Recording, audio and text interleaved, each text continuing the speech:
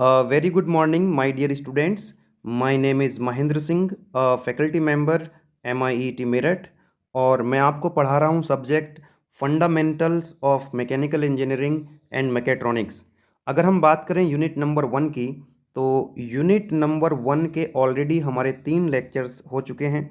Lecture 1, lecture 2 and lecture 3। This is the syllabus of AKTU unit 1, fundamentals of mechanical engineering का unit number 1 का ये syllabus है AKTU का। तो जिन लोगों ने अभी तक ये 3 लेक्चर्स नहीं देखे हैं, प्लेलिस्ट में जाइए, यूनिट 1 FME के नाम से आपको प्लेलिस्ट मिल जाएगी और ये तीनों लेक्चर्स आप देख सकते हैं। आज लेक्चर नंबर 4 में हम कौन कौन से टॉपिक्स डिस्कस करेंगे ये भी मैं आपको एक बार बता दूं। आज हम लोग डिस्कस करने जा रहे हैं टाइप्स ऑफ बीम्स। बीम्स कितने टाइप्स की होती हैं, कितने टाइप्स की सपोर्ट होती हैं, और वेरियस लोड्स, कौन कौन से लोड्स हैं जो बीम पर लगे होते हैं। स्टैटिकली डिटर्मिनेट बीम और इनडिटर्मिनेट बीम क्या होती हैं ये हम लोग समझेंगे। Right, shear force and bending moment का कॉन्सेप्ट क्या होता है बीम के अंदर। और लास्ट में हम एक छोटा सा डेरिवेशन ड्राइव करेंगे, relationship between intensity of load, shear force and bending moment. Okay, तो लेक्चर नंबर 4 में जितने भी आज हम लोग टॉपिक्स डिस्कस करने जा रहे हैं, क्वेश्चन आंसर के फॉर्म में डिस्कस करेंगे। पहले क्वेश्चन, उसके बाद उसका आंसर। तो कितने क्वेश्चंस हम लोग डिस्कस करेंगे आज इस वीडियो में? क्वेश्चन नंबर 14 से लेकर के क्वेश्चन नंबर 19 तक। कितने क्वेश्चंस हो जाएंगे टोटल? 6 क्वेश्चंस। कितने क्वेश्चंस हो जाएंगे? 6 क्वेश्चंस। तो क्वेश्चन नंबर 14 से पहले, यानी कि क्वेश्चन नंबर 1 से लेकर के 13 तक ऑलरेडी हम प्रीवियस 3 लेक्चर्स में कवर कर चुके हैं। तो ये जो 6 क्वेश्चंस हैं जो आज हम लोग इस वीडियो में डिस्कस करने जा रहे हैं बच्चे, these questions are very very important from AKTU examination point of view. AKTU examination point of view से ये क्वेश्चंस बहुत ज़्यादा इंपॉर्टेंट होने वाले हैं, तो बहुत ध्यान से समझने की ज़रूरत। Okay, let us start with question number 14। Explain types of supports in the beam. कह रहा है क्वेश्चन के अंदर कि बीम में कितने टाइप्स की सपोर्ट हो सकती हैं। My dear students, there are 3 types of support.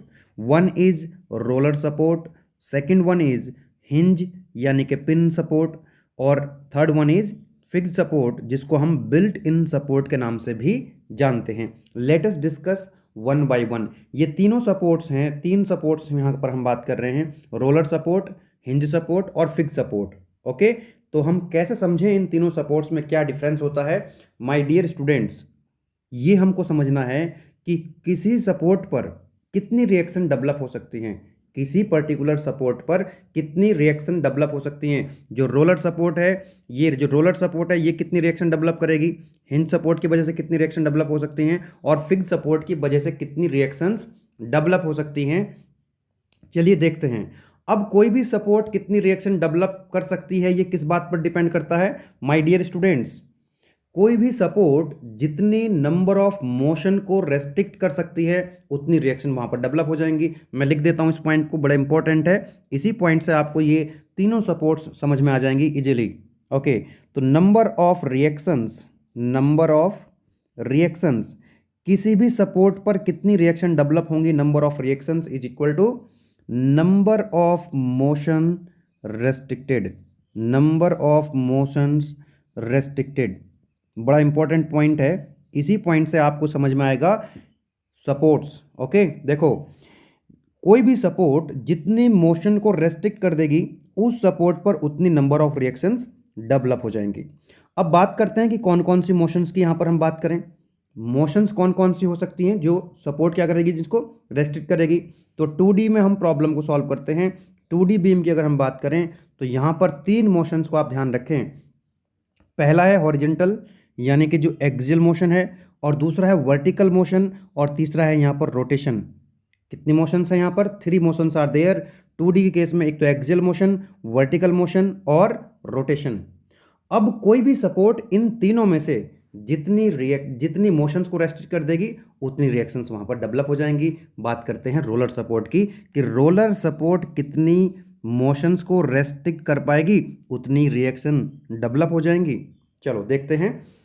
तो इस तरह से हम, देखो ये जो है, इस तरह से हम रोलर सपोर्ट को रिप्रेजेंट कर सकते हैं लाइक दिस। मान लीजिए ये कोई बीम है, इस तरह से आप यहाँ पर रोलर बना देते हैं लाइक दिस, ये रिप्रेजेंटेशन है। या फिर आप इसको इस तरह से भी रिप्रेजेंट कर सकते हैं लाइक दिस। ओके, तो यहाँ पर मैंने ऑलरेडी मैंने यहाँ पर दिखाया हुआ है, ध्यान से अगर आप देखें डायग्राम में, यहाँ पर देखिए ये एक रोलर सपोर्ट लगी हुई है पॉइंट ए पर, पॉइंट सी पर भी एक दूसरी रोलर सपोर्ट लगी हुई है। ओके, अब आप अगर ध्यान से देखें कि रोलर सपोर्ट कितनी मोशंस को रेस्ट्रिक्ट कर पा रही है, क्या ये, क्योंकि ये जो बीम है यहाँ पर ये रोलर के ऊपर रखी हुई है, ये बीम रोलर के ऊपर रखी हुई है, तो ये हॉरिजेंटली यानी कि टुवर्ड्स राइट और टुवर्ड्स लेफ्ट क्या कर सकती है, मूव कर सकती है। यस और नो, मूव कर सकती है। यानी कि यहाँ पर जो एक्सियल मोशन है, एक्सियल मोशन यहाँ पर परमिटेड है, एक्सियल मोशन परमिटेड है, तो एक्सियल डायरेक्शन में यानी कि हॉरिजेंटल डायरेक्शन में कोई रिएक्शन डेवलप नहीं होगी। एंड माय डियर स्टूडेंट्स, क्योंकि ये रोलर के ऊपर रखी हुई है बीम, तो ये रोटेट भी कर सकती है, तो रोटेशन इज ऑल्सो परमिटेड, तो इसका जो है मोमेंट रिएक्शन भी कोई डेवलप नहीं होगी। लेकिन ये बीम नीचे नहीं जा सकती, क्योंकि ये क्या है, यहाँ पर ये फिक्स है, क्योंकि यहाँ पर ये क्या है, फिक्स है, तो ये बीम नीचे नहीं जा सकती है। यानी कि हम ये कह सकते हैं कि जो वर्टिकल मोशन है, vertical motion is restricted, vertical motion यहाँ पर अलाउड नहीं है। और मैंने क्या बोला कि जो भी मोशन क्या हो जाएगी, रेस्ट्रिक्ट हो जाएगी, उस मोशन को जब रेस्ट्रिक्ट करेगी तो वहाँ पर क्या होगा, एक रिएक्शन डेवलप होगी। तो ध्यान रखें, 3 मोशंस में से केवल एक ही मोशन को ये क्या कर पाती है, रेस्ट्रिक्ट कर पाती है, रोक पाती है, कौन, रोलर सपोर्ट। तो केवल रोलर सपोर्ट पर क्या आएगी, एक ही रिएक्शन आएगी, और वो भी किस डायरेक्शन में, वर्टिकल डायरेक्शन में, क्योंकि ये वर्टिकल मोशन को क्या करती है, रेस्ट्रिक्ट करती है। तो देखो ध्यान से, पॉइंट ए पर एक रोलर सपोर्ट है, तो आर ए क्या है, एक वर्टिकल डायरेक्शन में एक रिएक्शन है। सी पॉइंट पर भी क्या है, एक दूसरी रोलर सपोर्ट है, तो आर सी क्या है, रिएक्शन है वर्टिकल डायरेक्शन में पॉइंट सी पर। बोलो यस और नो। तो आपसे अगर कोई पूछता है बच्चे कि रोलर सपोर्ट पर कितनी रिएक्शन आती हैं, केवल एक रिएक्शन आती है, केवल एक रिएक्शन आती है, वो भी वर्टिकल डायरेक्शन में आती है। क्यों आती है वर्टिकल डायरेक्शन में, क्योंकि यहाँ पर वर्टिकल मोशन क्या है, रेस्ट्रिक्टेड है।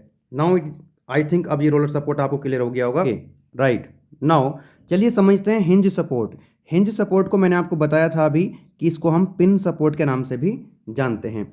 मतलब क्या हुआ कि यहाँ पर हम एक पिन लगा देंगे, एक यहाँ पर पिन लगा देंगे, जिसकी वजह से क्या होगा कि जो एक्सियल मोशन है वो भी रुक जाएगा, एक्सियल मोशन भी रुक जाएगा, और वर्टिकल मोशन भी रुक जाएगा, है ना। वर्टिकल मोशन नहीं होगा, एक्सियल मोशन भी नहीं होगा, क्योंकि यहाँ पर आपने पिन लगा दी। यानी कि ये वाला जो मोशन था बच्चे, एक्सियल मोशन, ये भी रुक गया, और जो वर्टिकल मोशन था ये भी रुक गया यहाँ पर। तो हॉरिजेंटल मोशन भी नहीं होगा, वर्टिकल मोशन भी नहीं होगा, तो यहाँ पर 2 रिएक्शन आएंगी, एक हॉरिजेंटल डायरेक्शन में और एक वर्टिकल डायरेक्शन में। लेकिन यहाँ पर जो रोटेशन है वो अलाउड है अभी भी, क्योंकि पिन लगने से क्या होगा, रोटेशन नहीं रुकेगा, रोटेशन नहीं रुकेगा, रोटेशन अलाउड है। तो यहाँ पर 2 मोशन रुक जाएंगी, 2 मोशन रेस्ट्रिक्ट हो जाएंगी। अगर 2 मोशन रेस्ट्रिक्ट हो जाएंगी तो नंबर ऑफ रिएक्शन कितने आ जाएंगी, 2 नंबर ऑफ रिएक्शन आएंगी। और इसको कैसे रिप्रेजेंट करते हैं, ये मान लीजिए कोई बीम है, इस तरह से, यहाँ पर कोई रोलर्स नहीं लगे होते हैं, यहाँ पर एक पिन लगी होती है। ओके, तो जैसा कि आप डायग्राम में देख पा रहे हो, यहाँ पर एक रोलर सपोर्ट लगाई हुई है मैंने, और एक हिंज सपोर्ट लगाई हुई है। यहाँ पर देखिए ये है हिंज सपोर्ट, ये है रोलर सपोर्ट। तो रोलर सपोर्ट तो हम ऑलरेडी डिस्कस कर ही चुके हैं कि रोलर सपोर्ट पे क्या होगा, केवल एक रिएक्शन होगी, वो भी वर्टिकल डायरेक्शन में। तो सी पॉइंट पर एक रोलर सपोर्ट लगी हुई है, तो यहाँ पर आ जाएगी आर सी, वर्टिकल डायरेक्शन में एक रिएक्शन। यहाँ पर आप ध्यान से देख पा रहे हैं तो पॉइंट ए पर लगी हुई है हिंज सपोर्ट, और मैंने आपको बताया हिंज सपोर्ट में वर्टिकल मोशन और एक्सियल मोशन दोनों क्या हैं, रेस्ट्रिक्टेड हैं, तो दोनों रिएक्शंस आएंगी। एक हॉरिजेंटल डायरेक्शन में कौन सी रिएक्शन आ जाएगी, R A H. R H का मतलब क्या हुआ, आर ए का मतलब है कि पॉइंट ए पर है रिएक्शन, एच का मतलब है हॉरिजेंटल डायरेक्शन में, और दूसरी रिएक्शन आएगी are A we. R A का मतलब पॉइंट ए पर रिएक्शन है, बी का मतलब वो वर्टिकल डायरेक्शन में है। क्या क्लियर है आपको ये बात, यस और नो। तो ध्यान रखेंगे जो हिंज सपोर्ट होती है, हिंज सपोर्ट पर 2 रिएक्शंस आती हैं, एक हॉरिजेंटल डायरेक्शन में और एक वर्टिकल डायरेक्शन में। अब देखो यहाँ पर जो पॉइंट ए है, आर ए एच और आर ए बी दोनों क्या हैं, 90 डिग्री पर हैं। तो हम क्या कर सकते हैं, एक इनका रिजल्टेंट निकाल सकते हैं, राइट। क्या कितना हो जाएगा रिजल्टेंट, 90 डिग्री पर जब 2 फोर्स होते हैं तो आप सभी जानते हैं कितना हो जाता है, मान लीजिए पी और क्यू, 2 फोर्स लगे हुए हैं 90 डिग्री पर, तो इनका रिजल्टेंट कितना आता है, P square plus Q square का स्क्वायर रूट। तो इस तरह से हम यहाँ पर क्या लिखेंगे, रिजल्टेंट कितना हो जाएगा, R A B square plus R A H square, दोनों रिएक्शंस का स्क्वायर करके स्क्वायर रूट ले लेंगे तो हमको क्या मिल जाएगा, इसका रिजल्टेंट मिल जाएगा। अगर हम इस रिजल्टेंट की डायरेक्शन बताना चाहें, ये जो रिजल्टेंट है, मान लीजिए आर ए एच एंगल कितना बना रहा है, थीटा, रिजल्टेंट, तो टेन थीटा कितना हो जाता है, परपेंडिकुलर अपॉन बेस, यानी कि R A B upon R A H, tan theta is equal to कितना हो गया, R A B upon R A H. तो यहाँ से हम इसकी डायरेक्शन भी निकाल सकते हैं। तो क्लियर हो गया होगा अब आपको ये पॉइंट्स कि भाई जो है रोलर सपोर्ट जो होती है उस पर एक रिएक्शन आती है और जो हिंज सपोर्ट होती है उस पर दो रिएक्शन आती है। यहाँ पर देखो लिखा हुआ है number of reaction is equal to 2, R A B R A H, horizontal direction में भी और वर्टिकल डायरेक्शन में भी दो रिएक्शन डेवलप होंगी in case of hinge support, right. The third one is fixed support. Fixed support को हम built in support के नाम से भी जानते हैं। तो यहाँ पर देखिए ये एक फिक्स सपोर्ट लगी हुई है यहाँ पर, this is what, fixed support. तो फिक्स्ड सपोर्ट क्या करेगी, यहाँ पर वर्टिकल मोशन भी क्या होगा, रेस्ट्रिक्टेड होगा, एक्सियल मोशन भी क्या होगा, रेस्ट्रिक्टेड होगा, और रोटेशन भी यहाँ पर अलाउड नहीं है। क्योंकि आपने क्या किया है, कोई कॉलम है या कोई वॉल है, दीवार है, यहाँ पर आपने इस तरह से ये बीम लगा दी है, ओके, इस तरह से आपने ये बीम लगा दी है, बिल्ट इन कर दी है कॉलम के अंदर, दीवार के अंदर, ओके। तो ना तो ये बीम अब क्या कर सकती है, ना तो इसका एक्सियल मोशन पॉसिबल है, एक्सियल मोशन यानी कि हॉरिजॉन्टल मोशन भी पॉसिबल नहीं है, और इसका वर्टिकल मोशन भी पॉसिबल नहीं है, और इसका रोटेशन भी अलाउड नहीं है, अब ये रोटेट भी नहीं कर सकती है। तो यहाँ पर क्या आ जाएगा, एक मोमेंट रिएक्शन भी आ जाएगी। तो ध्यान रखेंगे जो फिक्स सपोर्ट होती है बच्चे, तीन रिएक्शन आती है। कितनी रिएक्शन आती हैं, तीन रिएक्शन, एक वर्टिकल डायरेक्शन में R A V, horizontal direction में आर ए एच, और एक मोमेंट भी आएगा एम। तो आपसे अगर कोई पूछता है कि बताओ फिक्स सपोर्ट यानी कि बिल्ट इन सपोर्ट पर कितनी रिएक्शन आती हैं बच्चे, तो आपका आंसर होगा 3 रिएक्शंस। फिक्स सपोर्ट या बिल्ट इन सपोर्ट पर कितनी रिएक्शन आती हैं, 3 रिएक्शंस, वर्टिकल डायरेक्शन में, हॉरिजेंटल डायरेक्शन में, और एक मोमेंट भी आएगा, ओके। तो कंक्लूजन अब आपको मैं कंक्लूड कर देता हूं, रोलर सपोर्ट पर कितनी रिएक्शन आएंगी, केवल और केवल एक, वो भी किस डायरेक्शन में, वर्टिकल डायरेक्शन में। हिंज सपोर्ट पर कितनी रिएक्शन आएंगी, दो, एक वर्टिकल डायरेक्शन में और एक हॉरिजेंटल डायरेक्शन में, राइट। और फिक्स सपोर्ट पर कितनी रिएक्शन आएंगी, 3 रिएक्शन आएंगी, वर्टिकल डायरेक्शन में भी आएगी, हॉरिजेंटल डायरेक्शन में भी आएगी, और एक मोमेंट भी आएगा, ओके। तो this is all about the types of support. आप इजीली इसको लिख सकते हैं, और इसकी पीडीएफ मैं अपलोड कर दूंगा, डिस्क्रिप्शन में आपको इसका लिंक मिल जाएगा, आप इसको डाउनलोड कर लेना और एक बार आप इसको रिवाइज कर सकते हैं। अब इन तीनों सपोर्ट्स को अगर मैं आपको प्रैक्टिकली दिखाना चाहूँ बच्चे, यहाँ पर जैसा कि आप पहला ये जो डायग्राम देख रहे हैं, यहाँ पर क्या है, ये फिक्स सपोर्ट का एग्जाम्पल है, क्योंकि ये जो बीम है, ये बीम इस दीवार में, कॉलम में क्या है, फिक्स कर दी गई है नट बोल्ट के थ्रू। तो ये क्या है, एक्सियल मोशन भी नहीं होगा, हॉरिजेंटल मोशन नहीं होगा, और मतलब वर्टिकल मोशन भी नहीं होगा, प्लस रोटेट भी नहीं कर सकती ये बीम। तो यहाँ पर ये क्या हो जाएगा, 3 रिएक्शन, यहाँ पर 3 रिएक्शन डेवलप होंगी। ये क्या है, फिक्स सपोर्ट है। यहाँ पर अगर आप देख पा रहे हैं इधर राइट वाले कॉर्नर में, तो यहाँ पर देखेंगे पिन लगी हुई है, यहाँ पर क्या लगी हुई है, पिन लगी हुई है।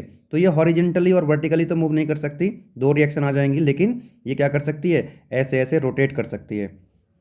और जो रोलर सपोर्ट थी, यहाँ पर आप देख सकते हैं लेफ्ट कॉर्नर में नीचे की तरफ, यहाँ पर देखेंगे तो एक रोलर लगा हुआ है यहाँ पर, राइट। तो यहाँ पर केवल और केवल एक रिएक्शन आएगी। तो ये प्रैक्टिकल एग्जांपल्स हैं जो मैं आपको दिखाने की यहाँ पर कोशिश कर रहा हूँ, ठीक है।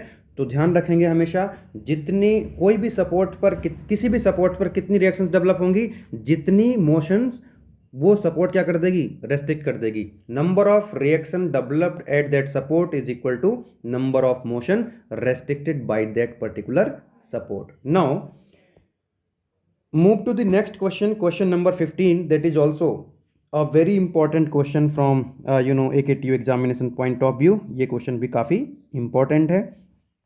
क्या कह रहा है क्वेश्चन के अंदर, explain various types of beams. Beams कितने टाइप्स की हो सकती हैं, तो my dear friends, beam basically 2 तरह की हो सकती हैं, 2 टाइप की हो सकती हैं। One is statically determinate beam, statically, और दूसरी कौन सी बीम हो जाएंगी, स्टैटिकली इनडिटर्मिनेट बीम। कौन सी बीम, स्टैटिकली इनडिटर्मिनेट बीम।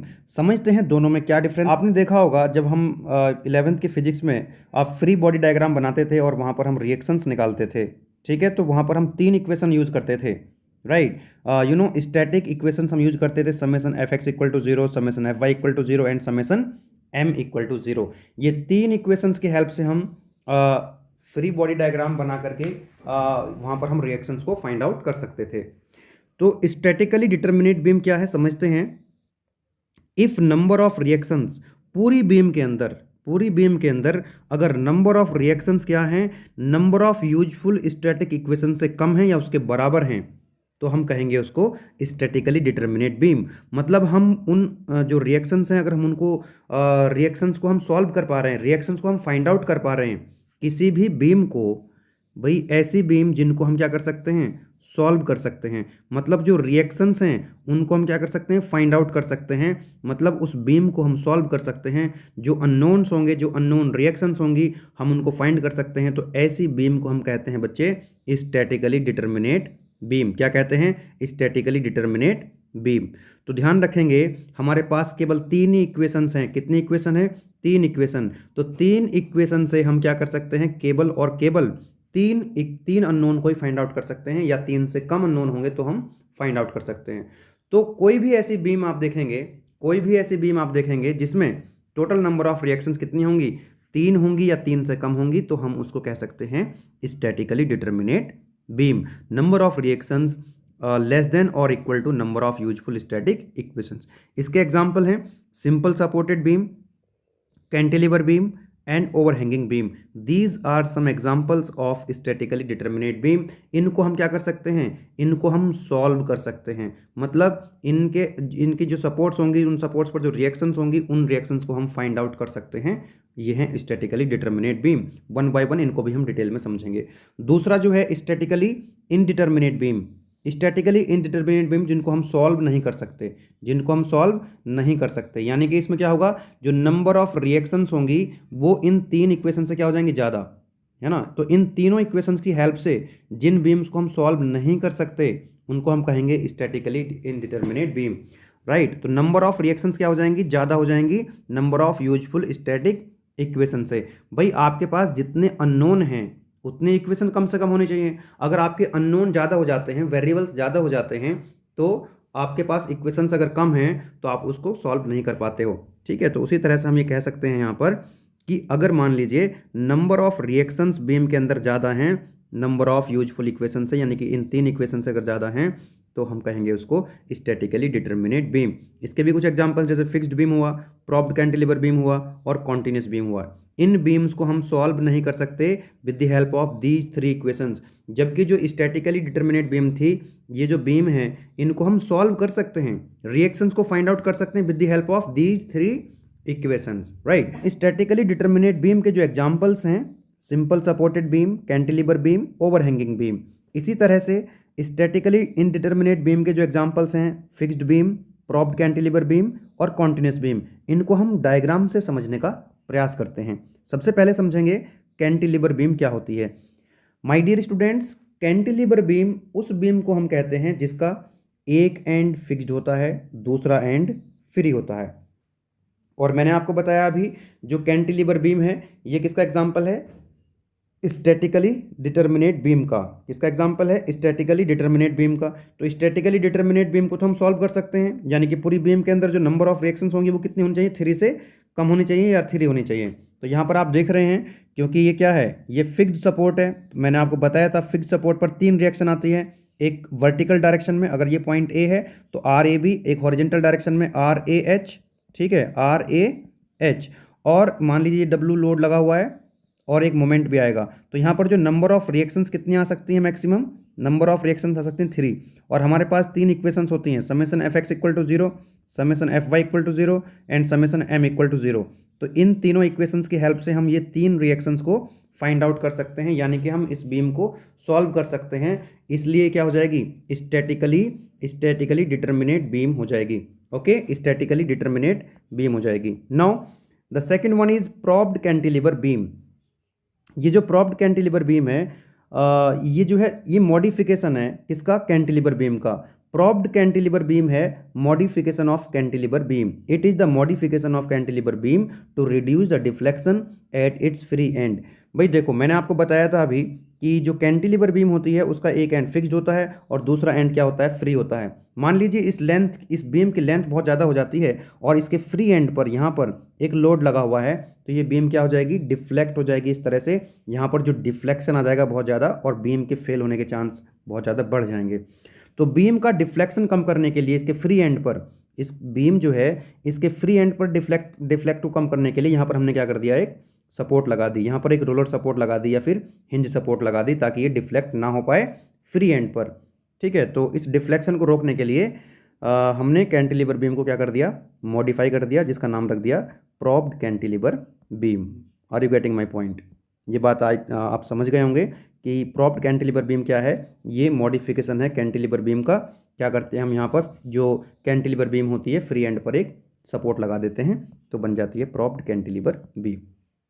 चलिए नेक्स्ट है अच्छा देखिए, जो प्रॉप्ड कैंटिलीवर बीम है, प्रॉप्ड कैंटिलीवर बीम किसका एग्जांपल मैंने आपको बताया था, प्रॉप्ड कैंटिलीवर बीम बच्चे किसका एग्जांपल था, स्टैटिकली इनडिटरमिनेट बीम। मतलब हम इस बीम को सॉल्व नहीं कर सकते। बिल्कुल सही बात है। देखो ये क्या है, ये फिक्स्ड एंड है तो 3 रिएक्शन तो यहाँ पर हो जाएंगी, और ये रोलर सपोर्ट है, 1 रिएक्शन यहाँ पर हो जाएगी, तो टोटल रिएक्शन कितनी होगी बीम के अंदर, 4 रिएक्शन। और आपके पास इक्वेशंस कितनी है सॉल्व करने के लिए, 3। तो आप इस बीम को सॉल्व नहीं कर सकते। इसीलिए वहाँ पर मैंने एग्जाम्पल में आपको बताया था जो प्रॉप्ड कैंटिलीवर बीम है ये किसका एग्जाम्पल है, ये है स्टैटिकली इनडिटरमिनेट बीम। इसको हम सॉल्व नहीं कर सकते, इसके रिएक्शंस को हम फाइंड आउट नहीं कर सकते। Now the next one is fixed beam. My dear students, fixed beam उस बीम को कहते हैं जिसके क्या होते हैं, दोनों एंड फिक्स्ड होते हैं। अ beam having both the end fixed और बिल्ट इन।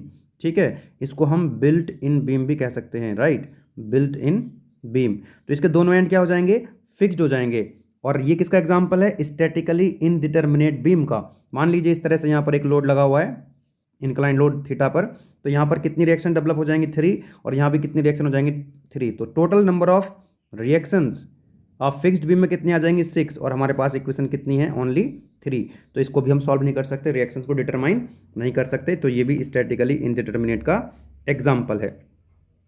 मूव करते हैं नेक्स्ट, सिंपल सपोर्टेड बीम। ये सिंपल सपोर्टेड बीम क्या होती है, ये सिंपल सपोर्टेड बीम उस बीम को हम कहते हैं जिस पर 2 सपोर्ट होती हैं, केवल 2 सपोर्ट होती हैं, या तो रोलर सपोर्ट या फिर हिंज सपोर्ट। और दोनों सपोर्ट कहाँ पर होती हैं, एंड पर होती हैं। एक लेफ्ट हैंड साइड यहाँ पर होगी एंड पर, दूसरी यहाँ भी होगी एंड पर, 2 ही सपोर्ट होंगी। देखो simple supported beam, simple supported beam में केवल 2 ही सपोर्ट होंगी, और दोनों कहां पर होंगी, एंड पर होंगी, राइट, दोनों एंड पर होंगी। चाहे वो रोलर सपोर्ट हो सकती है, हिंज सपोर्ट। एक्चुअली जो सिंपल सपोर्ट होती है, सिंपल सपोर्ट के अंदर आती है रोलर सपोर्ट और हिंज सपोर्ट। हिंज सपोर्ट और रोलर सपोर्ट ये कौन सपोर्ट है, सिंपल सपोर्ट है। तो सिंपल सपोर्टेड बीम में क्या होंगी, सिंपल सपोर्ट होंगी, आइदर रोलर सपोर्ट और हिंज सपोर्ट, और दोनों कहाँ होंगी, एंड पर होंगी। A beam having 2 supports either roller और hinge at both the ends of the beam. Now आगे बढ़ते हैं नेक्स्ट बीम की तरफ।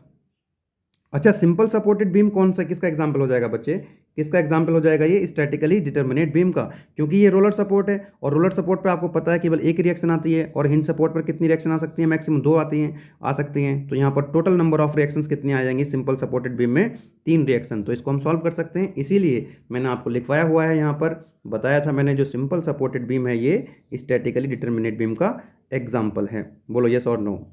आई होप कि आपको ये बात समझ में आ रही होंगी। तो आप कमेंट बॉक्स में लिख करके मुझे बता सकते हैं, if you are getting my point. तो आप यस लिख करके आप बता सकते हैं, yes sir I am getting your point, ताकि मुझे पता लगे कि आपको ये बातें समझ में आ रही हैं। ओके, तो आप अपना फीडबैक, आप अपना जो फीडबैक है कमेंट बॉक्स में लिख करके ज़रूर बताएं। आप अपना फीडबैक जो भी है आप कमेंट बॉक्स में लिख करके ज़रूर बताएं। कमेंट बॉक्स में लिख करके आप ज़रूर बताएं आपको चीज़ें समझ में आ रही हैं कि नहीं आ रही हैं, ठीक है, या कहाँ पर हम इम्प्रूव कर सकते हैं। आप हमें बता सकते हैं कि किस पॉइंट को लेकर के हम इम्प्रूव कर सकते हैं। Definitely I will try to improve myself. Now my dear students, the next beam है ओवर हैंगिंग बीम। कौन सी बीम है, overhanging beam. Overhanging beam में क्या होगा, देखो 2 सपोर्ट यहाँ पर हैं, 2 सपोर्ट यहाँ पर हैं, एक यहाँ पर सपोर्ट लगी हुई है पॉइंट ए पर, मान लीजिए ये पॉइंट बी है, और यहाँ पर जो बीम है वो सपोर्ट से बाहर निकली हुई है। कहाँ निकली हुई है, सपोर्ट से बाहर निकली हुई है, राइट। तो अगर बीम जो है एक्सटेंड हो जाती है किसी सपोर्ट से, तो हम कहेंगे उसको ओवरहैंगिंग बीम। और बीम का जितना पोर्शन बाहर निकल जाता है सपोर्ट से, तो उसको हम कहते हैं ओवरहैंग। तो ये वाला जो पोर्शन बीम का बाहर निकला हुआ है, this is known as overhang. तो ये क्योंकि एक सपोर्ट से बाहर निकली हुई है, तो इसको हम कह सकते हैं सिंगल साइडेड। क्या कह सकते हैं हम इसको, single sided overhanging beam. Beam ऐसी भी हो सकती है, लाइक दिस, है ना, ये एक सपोर्ट लगी हुई है, रोलर सपोर्ट यहाँ पर, और ये हिंज सपोर्ट लगी हुई है, ठीक है। तो बीम इधर की तरफ भी निकली हुई है और पॉइंट ए से भी इधर की तरफ निकली हुई है, तो ये क्या हो जाएगी, ये डबल साइडेड हो जाएगी। This is double sided overhanging beam. ठीक है। तो जब सपोर्ट से बाहर निकल जाती है, सपोर्ट से अब बियॉन्ड चली जाती है बीम, तो हम कहते हैं उसको ओवरहैंगिंग बीम। यहाँ पर केवल कितनी सपोर्ट होंगी, दो ही सपोर्ट यहाँ पर आपको देखने के लिए मिलेंगी। नेक्स्ट है लास्ट वन इज बीम की अगर हम बात करें तो लास्ट बीम है that is continuous beam. Continuous beam क्या होगी बच्चे, देखो यहाँ पर एक दोनों एंड पर क्या होंगी, सपोर्ट लगी होंगी, या तो रोलर सपोर्ट होगी या फिर हिंज सपोर्ट, दोनों एंड पर सपोर्ट होंगी। इन दोनों सपोर्ट्स के बीच में भी क्या होंगी, एक या एक से ज़्यादा सपोर्ट हो सकती हैं। जैसे यहाँ पर दोनों एंड के बीच में, दो एंड सपोर्ट के बीच में एक इंटरमीडिएट सपोर्ट और लगी हुई है, तो हम इसको कह सकते हैं कॉन्टिन्यूस बीम।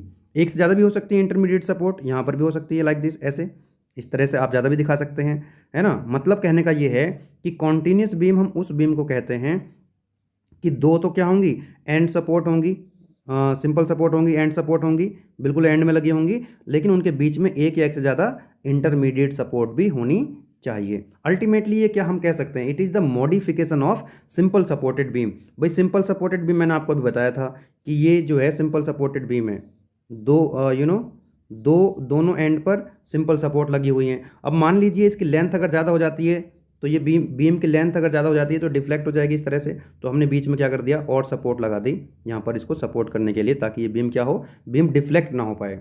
ठीक है। तो this is the all about types of beam. ठीक है। तो कितनी बीम हमने यहाँ पर पढ़ी, कितनी टाइप की हमने बीम पढ़ी यहाँ पर, पहले हमने देखा कि स्टैटिकली डिटर्मिनेट बीम क्या होती है, स्टैटिकली डिटर्मिनेट बीम जिनको हम सॉल्व कर सकते हैं, रिएक्शंस को फाइंड आउट कर सकते हैं। और हमने देखा जो स्टैटिकली इनडिटर्मिनेट बीम है, जिनको हम सॉल्व नहीं कर सकते, जिनके रिएक्शंस हम डिटरमाइन नहीं कर सकते with the help of these three equations. उसके बाद हमने समझा कि डायग्राम की हेल्प से कि कैंटिलीवर बीम क्या होती है, प्रॉप्ड कैंटिलीवर बीम क्या होती है, फिक्स्ड बीम क्या होती है, एंड सिंपल सपोर्टेड बीम क्या होती है, एंड द ओवरहैंगिंग बीम, और लास्ट में हमने देखा continuous beam. Now move to the next question, question number 16। क्या कह रहा है क्वेश्चन के अंदर, explain types of loads acting on the beam. कितने टाइप्स के लोड्स हो सकते हैं, वेरियस टाइप्स के लोड्स जो बीम पर लगे होते हैं। That is again important question, ये बड़ा इंपॉर्टेंट क्वेश्चन है ये भी, क्योंकि मैंने आपको सिलेबस दिखाया था, साफ साफ लिखा हुआ है AKTU के सिलेबस में, राइट। तो चलिए देखते हैं कितने टाइप्स के लोड हैं अपने सिलेबस में जो हम लोगों को डिस्कस करने हैं। First one is concentrated load, जिसको हम पॉइंट लोड के नाम से भी जानते हैं। यूनिफॉर्मली डिस्ट्रीब्यूटेड लोड, UDL जिसको हम बोल देते हैं, यूनिफॉर्मली वेरिंग लोड यानी कि UVL, और एक होता है एक्सटर्नल मोमेंट। तो ये चार लोड हैं जो आपको स्टडी करने हैं, एग्जाम में आपको लिख करके आने हैं, राइट। जैसे किसी पॉइंट पर ये लोड लगा हुआ है तो इसको हम कहेंगे पॉइंट लोड। ये किसी डिस्टेंस तक डिस्ट्रीब्यूटेड है, यहाँ तक देखिए ये क्या है, डिस्ट्रीब्यूटेड है, तो इसको हम UDL कह सकते हैं। ये रेक्टेंगुलर फॉर्म में होता है ना, यूनिफॉर्मली डिस्ट्रीब्यूटेड होता है। एक होता है आपका यूनिफॉर्मली वेरिंग लोड, यहाँ पर इसकी इंटेंसिटी 0 है और इधर की तरफ इंक्रीज हो रही है, तो ये क्या हो जाएगा, UVL, यूनिफॉर्मली वेरिंग लोड। और किसी पॉइंट पर अगर कोई मोमेंट लगा हुआ है एक्सटर्नल, तो उसको हम कहेंगे एक्सटर्नल मोमेंट। इसको हम डायग्राम की हेल्प से और डिटेल में डिस्कस करते हैं। देखिए अगर 2 मार्क्स में क्वेश्चन आता है टाइप्स ऑफ लोड के बारे में, अगर कितने मार्क्स का क्वेश्चन है बच्चे, अगर 2 मार्क्स का क्वेश्चन है, 2 मार्क्स का क्वेश्चन, तो आप ये डायग्राम बना दीजिए और इसके लोड्स के नाम लिख दीजिए, that is more than sufficient. 2 number के लिए इतना सफिशिएंट है, आपको पूरे 2 मार्क्स मिलेंगे। लेकिन अगर यही क्वेश्चन मान लीजिए 10 मार्क्स में अगर आ जाता है, कितने मार्क्स में आ जाता है बच्चे, 10 मार्क्स में।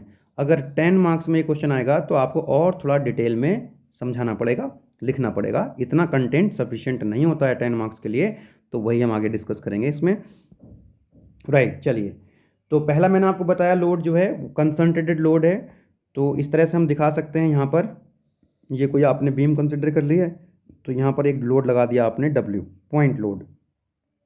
तो ये किसी पॉइंट पर एक्ट करता है, जो कंसंट्रेटेड लोड है ये क्या करता है, किसी पॉइंट पर एक्ट करता है। This load acts at a point. देखो यहाँ पर ये कोई पॉइंट मान लीजिए A पॉइंट है, तो ये पॉइंट A पर क्या कर रहा है, एक्ट कर रहा है, ठीक है। It is represented by an arrow, इसी हम एरो से इसको रिप्रेजेंट कर सकते हैं इस तरह से, लाइक दिस, है ना, ये एरो से हम इसको रिप्रेजेंट कर सकते हैं। नाउ द सेकंड वाला जो है मैंने आपको बताया UDL, यूनिफॉर्मली डिस्ट्रीब्यूटेड लोड। कौन सा लोड है, यूनिफॉर्मली डिस्ट्रीब्यूटेड लोड। इसको हम इस तरह से रिप्रेजेंट करते हैं, या फिर हम रेक्टेंगल की हेल्प से भी इसको रिप्रेजेंट कर सकते हैं। तो जैसा कि डायग्राम में देख रहे हैं, मैंने एक एग्जाम्पल कंसिडर किया हुआ है कि जैसा कि मैंने आपको बताया था अभी, जो पॉइंट लोड होता है वो किसी पॉइंट पर एक्ट करता है, ठीक है। लेकिन जो यूडीएल है, यूनिफॉर्मली डिस्ट्रीब्यूटेड लोड है, ये किसी सर्टेन लेंथ तक एक्ट करता है। Load acts over a certain length, ये किसी सर्टेन लेंथ तक क्या करता है, एक्ट करता है। Intensity of load is uniform, इसकी जो इंटेंसिटी होती है लोड की वो क्या होती है, यूनिफॉर्म होती है। जैसे कि आप देख रहे हैं यहाँ पर, मान लीजिए ये पॉइंट ए है और ये पॉइंट बी है, तो पॉइंट ए और बी के बीच में जो लेंथ है दैट इज 4 मीटर। तो यहाँ पर 4 मीटर तक इस तरह से लोड लगा हुआ है, और जिसकी इंटेंसिटी दे रखी है आपको 20 kilo newton per metre, 20 kilo newton per metre. तो ए से लेकर के बी तक जो इसकी इंटेंसिटी रहेगी वो कितनी रहेगी, 20 किलो न्यूटन पर मीटर ही रहेगी। नाउ माय डियर स्टूडेंट्स, आगे हम बात करें कि अगर मान लो इसको हमने पॉइंट लोड में यानी कंसंट्रेटेड लोड में इसको कन्वर्ट करना चाहते हैं, रिप्लेस करना चाहते हैं, तो कैसे करेंगे। तो इसका हमको टोटल लोड निकालना पड़ेगा। क्या करना पड़ेगा, टोटल लोड निकालना पड़ेगा। और टोटल लोड हम कैसे निकालेंगे यूडीएल का, ये जो प्लेन फिगर यहाँ पर आप देख रहे हैं ना, ये जो है ये प्लेन फिगर, ये क्या है, एक रेक्टेंगल है। तो इस रेक्टेंगल का एरिया हम निकाल लेंगे तो टोटल लोड हमको मिल जाएगा।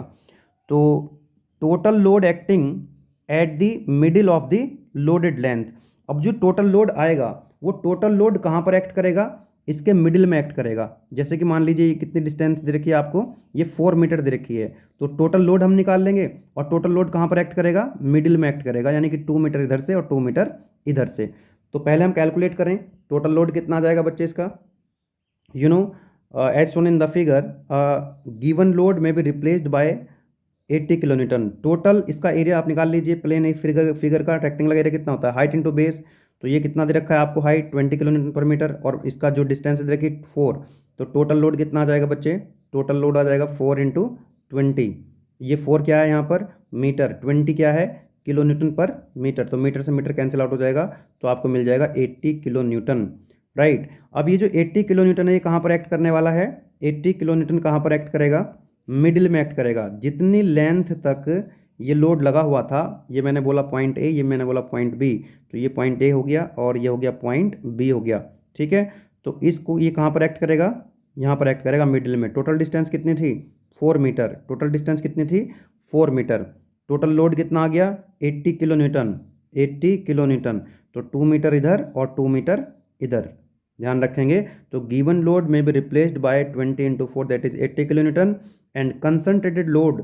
अब ये क्या बन गया, ये एक पॉइंट लोड में कन्वर्ट कर लिया, और ये जो कंसंट्रेटेड लोड है या पॉइंट लोड है, ये कहाँ पर एक्ट करेगा, at a distance 2 metre from the left support. Left support से कितने डिस्टेंस पर, 2 मीटर पर ये एक्ट करेगा। तो ध्यान रखेंगे हमेशा, जो यूडीएल है, यूडीएल को अगर टोटल लोड अगर आप निकालना चाहते हैं तो क्या हो जाएगा, रेक्टेंगल का एरिया कहाँ पर एक्ट करेगा, ये कहाँ पर एक्ट करने वाला है, इसके मिडिल में। जितनी लेंथ तक ये लगा होगा उसके मिडिल में ये एक्ट करेगा 80 किलो न्यूटन।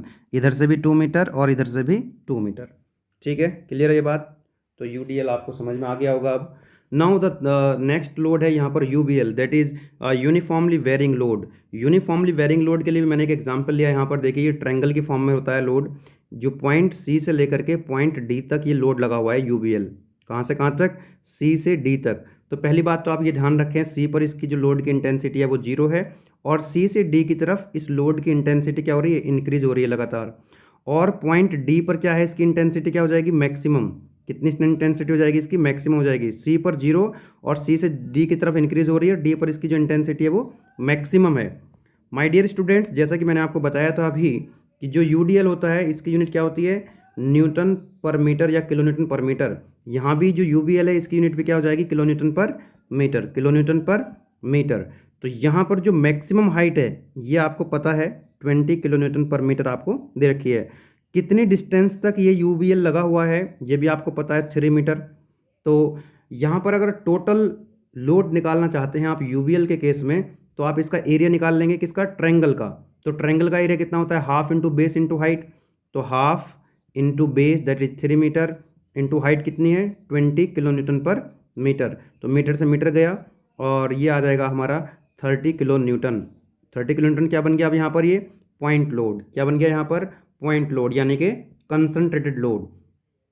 अब यहाँ पर यूडीएल के केस में तो मिड में एक्ट कर रहा था, यूडीएल के केस में क्या कर रहा था, मिड में एक्ट कर रहा था, क्योंकि इसका जो सेंट्रॉइड होता है रेक्टेंगल का वो मिड में आता है, यस और नो। लेकिन जो ट्रायंगल है, ट्रायंगल का जो सेंट्रॉइड है वो मिड में तो नहीं आएगा, क्योंकि सी की तरफ जो सी की साइड पॉइंट सी की तरफ लोड कितना है, 0 है, और डी की तरफ इंक्रीज हो रहा है, यानी कि डी की साइड जो लोड की इंटेंसिटी है वो क्या है, ज़्यादा है। तो इसका जो सेंट्रॉइड होगा, इस ट्रायंगल का जो सेंट्रॉइड होगा वो सी से ज़्यादा डिस्टेंस पर होगा और डी से कम डिस्टेंस पर होगा, इधर की तरफ यहाँ पर कहीं होगा। तो कितनी डिस्टेंस होती है ये आपको ध्यान रखना पड़ेगा भाई। सी से हो जाएगी 2/3, अगर मैं बात करता हूँ सी से ज़्यादा डिस्टेंस होगी, सी से कितनी हो जाएगी 2/3, किसका 2/3, टोटल डिस्टेंस का, 2/3 ऑफ 3, तो कितना हो गया ये 2 मीटर। और डी से डिस्टेंस कम होगी, कितनी होगी 1/3, तो 1/3 of 3 that is equal to 1 metre. ये बात क्लियर है आपको। तो डी से 1/3 और सी से 2/3, ठीक है। तो सी से कितनी डिस्टेंस आ जाएगी इस लोड की 2 मीटर, और डी से कितनी आ जाएगी 1 मीटर। तो हम दिखा सकते हैं टोटल लोड कितना आ गया था हमारा 30 किलो न्यूटन। तो 30 किलो न्यूटन यहाँ पर कहीं आ जाएगा 30 किलो न्यूटन। डी से कितने डिस्टेंस पर 1 मीटर, और सी से कितनी डिस्टेंस पर 2 मीटर, ठीक है। तो अगर यूबीएल आपको दिया हुआ है बच्चे, तो यूबीएल के लिए क्या करेंगे, हम ट्रायंगल का एरिया निकाल लेंगे, टोटल लोड मिल जाएगा। टोटल लोड कहाँ पर एक्ट करेगा, जिधर मैक्सिमम हाइट है उधर से 1/3, और जिधर इंटेंसिटी 0 है उधर से 2/3, ओके। जबकि यूडीएल के केस में क्या करेगा, मिडिल में एक्ट करता है।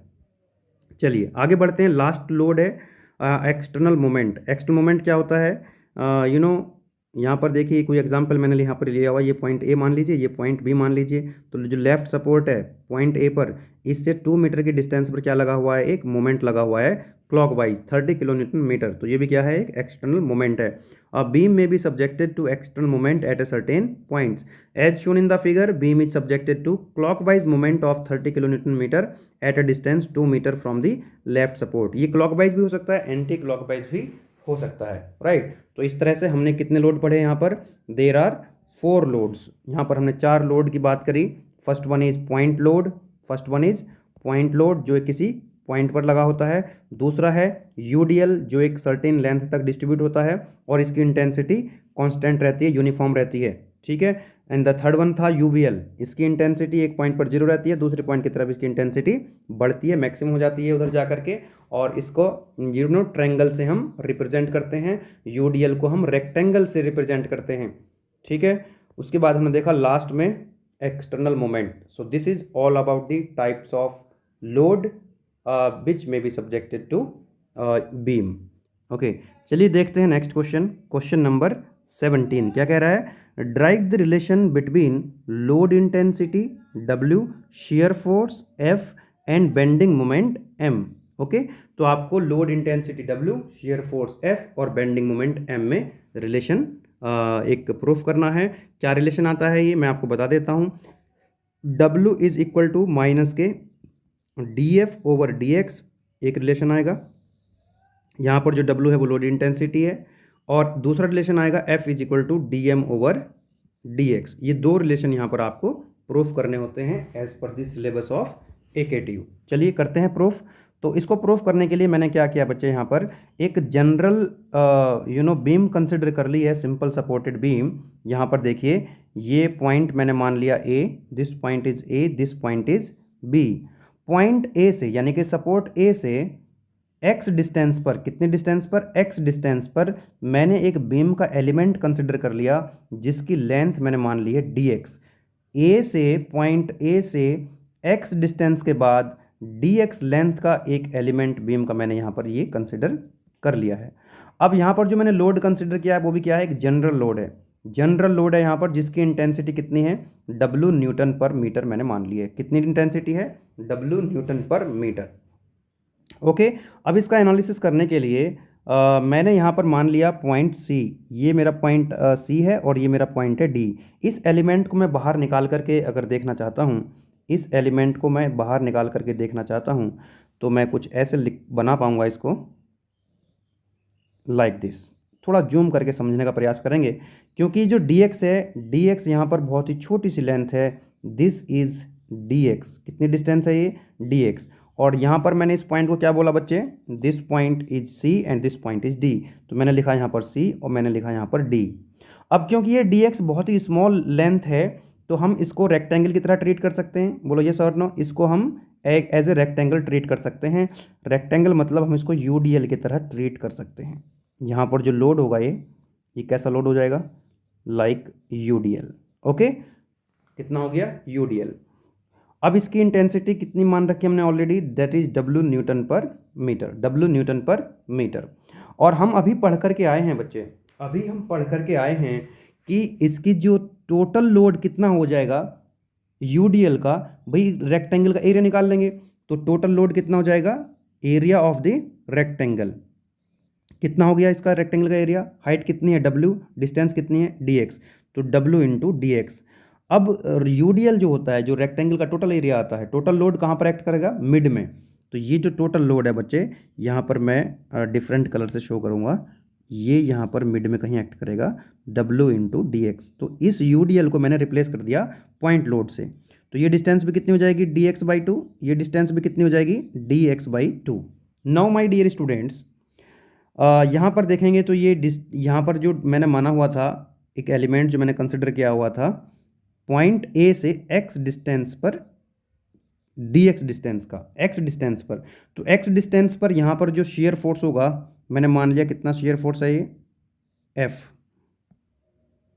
यहाँ पर मैं मान लेता हूँ कितना है, this is F, upward direction में। अगर इस एलिमेंट को इक्विलिब्रियम में रखना है तो इधर की तरफ x प्लस dx डिस्टेंस के बाद कितना हो जाएगा, F प्लस df। ओके, इसी तरह से क्या होगा, लेफ्ट हैंड साइड में यहाँ पर एक मोमेंट होगा क्लॉकवाइज m, तो इधर से क्या हो जाएगा, राइट हैंड साइड से anti clockwise m plus dm, ताकि बॉडी किस में रहे, स्टेबल इक्विलिब्रियम में बनी रहे। अब हम क्या करेंगे, यहाँ पर देखिए एक तो मोमेंट है और एक वर्टिकल फोर्स है, तो हम यहाँ पर इक्वेशन लगा देंगे। पहले हम इक्वेशन अप्लाई करेंगे यहाँ पर बच्चे, summation fx equal to summation fy equal to 0। मतलब क्या हुआ, y डायरेक्शन में यानी कि वर्टिकल डायरेक्शन में जितने भी वर्टिकल फोर्स हैं उनका एल्जेब्रिक सम क्या होना चाहिए, 0 के बराबर होना चाहिए, ताकि बॉडी स्टेबल इक्विलिब्रियम में बनी रहे। तो देखो ऊपर की तरफ कितने फोर्स हैं, ऊपर की तरफ जो फोर्स होंगे मैंने मान लिया उनको पॉजिटिव, और जो नीचे की तरफ फोर्स होंगे उनको मैंने मान लूँगा नेगेटिव, और इनका जो एल्जेब्रिक सम आएगा वो 0 के बराबर आना चाहिए। तो ऊपर की तरफ फोर्स कितना लगा हुआ है, F। ओके, ऊपर की तरफ कितना फोर्स है, F, और नीचे की तरफ कितना फोर्स है, F minus F plus DF। Okay, एक तो हो गया F ऊपर की तरफ, F प्लस DF ये वाला हो गया नीचे की तरफ, लेकिन एक फोर्स और ध्यान दीजिए, W इंटू dx नीचे की तरफ लगा हुआ है, तो माइनस W इंटू dx, और इनका जो एल्जेब्रिक सम हो जाएगा उसके बराबर हो जाएगा, 0 के बराबर हो जाएगा।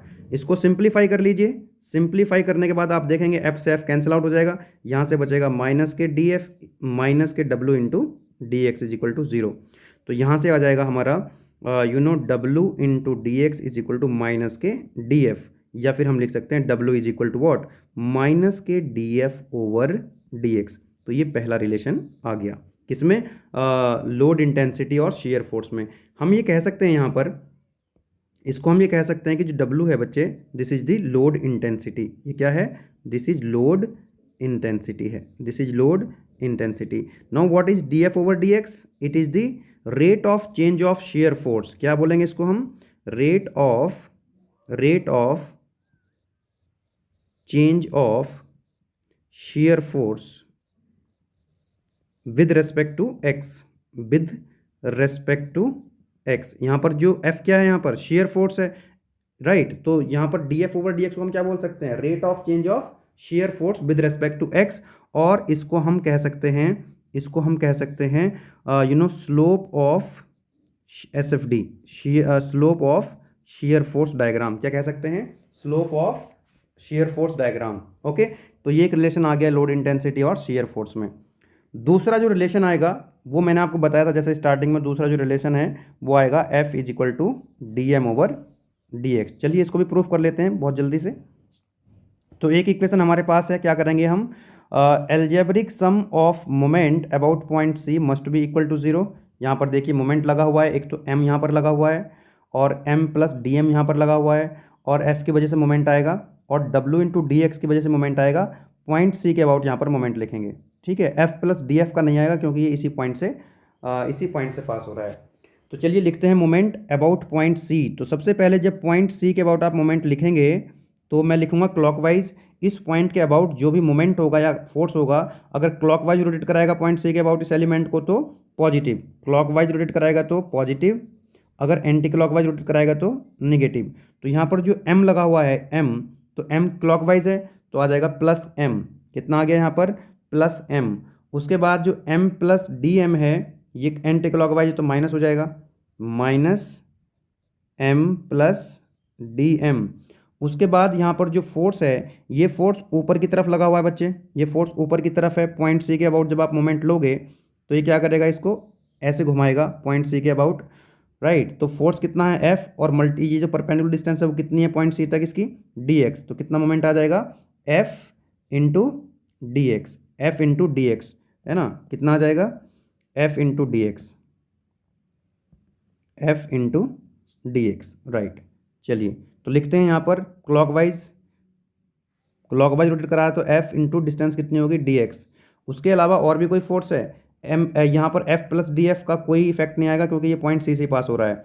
उसके बाद डब्ल्यू इंटू डी एक्स और है, अगर आप ध्यान से देख पा रहे हैं डब्ल्यू इंटू डी एक्स। तो डब्ल्यू इंटू डी एक्स का जो लाइन ऑफ एक्शन है वो नीचे की तरफ है ये, और पॉइंट सी के अबाउट अगर आप देखेंगे इसको तो डब्ल्यू इंटू डी एक्स जो लोड है वो इसको ऐसे घुमाएगा एंटी क्लॉकवाइज। तो क्या आ जाएगा, ये नेगेटिव आ जाएगा। कैसा आ जाएगा, नेगेटिव। तो डब्ल्यू इंटू डी एक्स ये तो हो गया इसका लाइन ऑफ एक्शन, और पॉइंट सी तक इसकी डिस्टेंस कितनी है, डी एक्स बाई टू। ध्यान रखें, तो W into D x into D X by to. तो मैं यहाँ पर लिखूंगा minus W into D X तो हो गया लोड, अब क्योंकि मेरे को लिखना मोमेंट, और डिस्टेंस कितनी है D X by two equal to zero. इसको जरा सिंप्लीफाई कर लीजिए, एम से एम क्या हो जाएगा, कैंसिल आउट। तो कितना बचेगा यहाँ पर, माइनस के D M plus F into D X, और ये हो जाएगा माइनस के W by two D X square.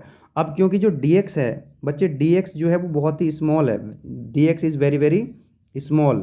तो यहाँ पर जो डी एक्स है उसका स्क्वायर है, तो इसको क्या कर सकते हैं हम, निगलेक्ट कर सकते हैं। बहुत ही छोटी वैल्यू का अगर हम स्क्वायर करेंगे तो वो क्या हो जाएगा, और छोटी वैल्यू हो जाएगी, तो हम इसको निगलेक्ट कर सकते हैं। तो हमारे पास जो फाइनल इक्वेशन बचेगी यहाँ से बच जाएगी माइनस के D M plus F into D X equal to zero. इसको सिंप्लीफाई करेंगे तो यहाँ से आपको मिल जाएगा F is equal to D M over D X. तो ये आ गया दूसरा रिलेशन। क्या हम कहेंगे इसको, एफ क्या है यहाँ पर, this is the shear force, this is shear force. और ये क्या है यहाँ पर, D M over D X, it is the slope of bending moment diagram, slope of bending moment diagram.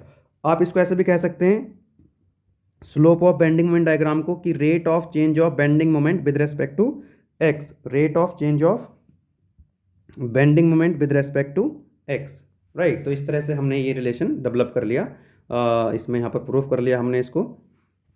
Drive the relation between load intensity W, shear force F and bending moment M. ठीक है, तो ये relation हमारे पास आ गया। एक general beam हमने consider कर ली और एक जनरल लोडिंग हमने कंसिडर करी, पॉइंट सी के अबाउट हमने मोमेंट को जीरो कर दिया, और algebraic sum of vertical forces को हमने जीरो किया। तो हमको पहला रिलेशन ये मिल गया था, W is equal to minus D F over D X, और दूसरा मिला हमको F is equal to D M over D X. ये दोनों रिलेशंस बड़े इंपॉर्टेंट हैं जब हम लोग S F D B M D draw करते हैं। जब हम लोग S F D B M D draw करते हैं तब वहाँ पर इनकी इंपॉर्टेंस हमको समझ में आएगी कि जो वेरिएशन है वो कब इसका स्लोप, एस एफ डी का स्लोप, बी एम डी का स्लोप कब इंक्रीज करता है, कब डिक्रीज करता है, वहाँ पर ये हमारी काफ़ी हेल्प करते हैं। चलिए बात करते हैं नेक्स्ट क्वेश्चन की। क्वेश्चन नंबर 18 क्या कह रहा है, क्वेश्चन नंबर 18 में what is sagging and hugging bending moment. Focus करेंगे फर्स्ट वाले डायग्राम पे, दिस वन। इस डायग्राम पे जरा आप पहले फोकस करें, देखेंगे डायग्राम में ध्यान से। ये जो बीम आप देख रहे हैं लेफ्ट वाले डायग्राम में, यहाँ पर एक मोमेंट लगा हुआ है क्लॉकवाइज लेफ्ट हैंड साइड में, और राइट हैंड साइड में मोमेंट लगा हुआ है एंटी क्लॉकवाइज। अगर इस तरह का मोमेंट लगा हुआ कोई कपल बन रहा होगा तो ये मोमेंट क्या करेगा, बीम को बेंड करेगा, और बीम को इस तरह से बेंड करेगा कि ऊपर की तरफ आप देख रहे हैं यहाँ पर आ जाएगा कॉनकेव, और नीचे क्या आ जाएगा, कॉन्वेक्स। तो इस तरह का जो मोमेंट होगा जिसमें कॉनकेव ऊपर आता है तो हम कहेंगे उसको सैगिंग बेंडिंग मोमेंट। क्या कहेंगे उसको, sagging bending moment, positive bending moment कहेंगे। जरा दूसरे वाले डायग्राम में फोकस करेंगे आप, राइट वाले डायग्राम में, तो लेफ्ट की तरफ लगा हुआ है मोमेंट क्लॉक एंटी क्लॉकवाइज, और राइट में लगा हुआ है क्लॉकवाइज। तो इस तरह से जो एक कपल लगा हुआ है यहाँ पर, तो इस केस में क्या हो रहा होगा, ये बीम को इस तरह से बेंड करेगा कि नीचे की तरफ क्या आ जाएगा, कॉनकेव, और ऊपर क्या आ जाएगा, कॉन्वेक्स। ठीक है, तो इस तरह की जब बेंडिंग होगी तब हम उसको कहेंगे नेगेटिव बेंडिंग मोमेंट, या फिर हम कहेंगे उसको hogging moment, hugging bending moment. Clear है सैगिंग और हॉगिंग में। ओके, बाकी हम डिटेल में इसको डिस्कस करेंगे जब हम SFD BMD ड्रॉ करेंगे, जब हम बात करेंगे बेंडिंग मोमेंट डायग्राम की, तब वहाँ पर हम इसका यूज भी देखेंगे, राइट। तो ये क्या हो गया, सैगिंग, और ये क्या हो गया यहाँ पर, hugging. Now the next one is last question, question number 19, what is point of contraflexure. Point of contraflexure क्या होता है बीम के केस में। माय डियर स्टूडेंट्स, ये पहली बात तो आपको बेंडिंग मोमेंट डायग्राम में देखने के लिए मिलेगा। बेंडिंग मोमेंट डायग्राम में जहाँ पर बेंडिंग मोमेंट जीरो होता है, जहाँ पर बेंडिंग मोमेंट जीरो होता है और बेंडिंग मोमेंट डायग्राम अपना साइन चेंज कर रहा होता है, पॉजिटिव से नेगेटिव में या नेगेटिव से पॉजिटिव में जा रहा होता है। जैसा कि आप डायग्राम की हेल्प से समझ सकते हैं, जैसा कि मैंने डायग्राम लिया हुआ है यहाँ पर एक एग्जांपल, ये हो गया यहाँ पर लोडिंग डायग्राम, ये इसका SFD है और ये है इसका BMD, ठीक है। तो BMD में आपको क्या मिलेगा, पॉइंट ऑफ कॉन्ट्राफ्लेक्चर देखने के मिलेगा, जहाँ पर बेंडिंग मोमेंट क्या हो जाएगा, जीरो। जहाँ पर बेंडिंग मोमेंट क्या हो जाएगा, जीरो, वहाँ हो जाएगा पॉइंट ऑफ कॉन्ट्राफ्लेक्चर। जैसे कि ये इसका बेंडिंग मोमेंट डायग्राम बना इस तरह से, तो ये देखिए ये पॉजिटिव में चल रहा है डायग्राम और यहाँ पर देखिए नेगेटिव में आ गया है इस तरह से। तो पॉइंट D जो है यहाँ पर क्या है, बेंडिंग मोमेंट की वैल्यू जीरो है। पॉइंट D पर क्या है, बेंडिंग मोमेंट की वैल्यू जीरो है। तो यही क्या हो जाएगा, पॉइंट ऑफ कॉन्ट्राफ्लेक्चर। यही क्या हो जाएगा, पॉइंट ऑफ कॉन्ट्राफ्लेक्चर। तो यहाँ पर बेंडिंग मोमेंट कितना हो गया, बेंडिंग मोमेंट कितना हो गया पॉइंट D पर जीरो, और यहाँ पर जो बेंडिंग मोमेंट डायग्राम है साइन चेंज कर रहा है, पॉजिटिव से किस में जा रहा है, नेगेटिव में। तो पॉइंट ऑफ कॉन्ट्राफ्लेक्चर कैसे लिखोगे आप, it is a point, a point of contraflexure is a point where bending moment is zero, और यहाँ पर ब्रैकेट में लिखा हुआ है bending moment diagram changes its sign. Bending moment की वैल्यू कितनी हो जाएगी, जीरो, और बेंडिंग मोमेंट डायग्राम अपना साइन वहाँ पर चेंज करेगा। It is sometimes to referred as a point of inflection. इसको हम पॉइंट ऑफ इन्फ्लेक्शन के नाम से भी जानते हैं। ध्यान दीजिए, ये जो पॉइंट ऑफ कॉन्ट्राफ्लेक्चर होता है ना, point of contraflexure is also known as a point of inflection, point of inflection, ठीक है। एंड यहाँ पर मैंने ऑलरेडी बता ही दिया है आपको, डायग्राम में जो पॉइंट D है it is the point of contraflexure. Point D पर क्या हो रहा है, शेयर बेंडिंग मोमेंट की वैल्यू जीरो है। ओके, तो आप सिंपल सा ये तीनों डायग्राम ना भी बनाएं तो कोई दिक्कत का विषय नहीं है। अगर 2 मार्क्स में क्वेश्चन आता है, आप इस तरह से दिखा दीजिए कि ये कोई बेंडिंग मोमेंट डायग्राम है और इस तरह से आप इसको ऐसे बना सकते हैं।